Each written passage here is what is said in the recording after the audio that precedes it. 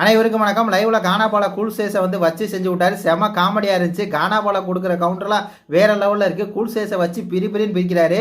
ஆடு தானா வந்து என்கிட்ட வந்து தலையாட்டிக்கிட்டு கொடுத்துட்டு இருக்கு, நான் வெட்டாம விடுவேனா அப்படிங்கிற பார்த்தீங்கன்னா இதே வார்த்தையை சொல்லி வேற லெவல்ல ஃபன் பண்றாரு. கூல் சேஸ் வந்து இந்த பக்கம் அடிப்படை நிற்கிறாரு, இவர் வந்து இந்த பக்கம் நிற்கிறாரு. அப்போ கூல் சேஸ் கேட்கறாரு, ஏன்னா நம்ம ரெண்டுத்துக்குள்ள ஃப்ரெண்ட்ஷிப் இருக்கா இல்லையானா அப்படின்னு சொல்லி கேட்கறாரு. உடனே அது கானாபாலா என்ன சொல்றாருன்னா, என்னத்துக்கு ஃப்ரெண்ட்ஷிப், என்னத்துக்கு நம்மகிட்ட என்ன படிச்சுக்கிட்டா இருக்கா, எதுக்குடா ஃப்ரெண்ட்ஷிப், அதெல்லாம் ஒன்றும் கிடையாது போ அப்படிங்கிற மாதிரி பார்த்தீங்கன்னா வேற லெவலில் ரிப்ளை கொடுக்குறாரு. உடனே மணி சொல்றாரு, இல்லைண்ணா அவர் வந்து ஒரு நல்ல விதமாக தான் உங்கள்கிட்ட வந்து ஃப்ரெண்ட்ஷிப் வந்து கேட்குறாருன்னா, என்ன மணி நீங்களும் இப்படி சொல்றீங்க, நல்ல விதமா நீங்கள் ரெண்டு பேரும் ஃப்ரெண்ட்ஷிப் வச்சுக்கிட்டா ஒரு இது இருக்கு, நாங்கள் ரெண்டு பேரும் ஃப்ரெண்ட்ஷிப் வச்சுக்கிட்டா என்ன இருக்கு, அதெல்லாம் ஒன்றும் கிடையாது, ஃப்ரெண்ட்ஷிப் கிடையாது, ஒன்றும் கிடையாது. இன்னைக்கு வந்து ஃப்ரெண்ட்ஸ் சொல்லி ஏன்டா பேசுவான், அப்புறம் பின்னாடி போய் என்னை பற்றி தப்பாக பேசுவான் அப்படிங்கிற மாதிரி பார்த்தீங்கன்னா வேற லெவலில் ஒரு ரிப்ளை கொடுத்தாரு. வேற லெவலில் ஒரு ஃபன்னாக இருந்துச்சு.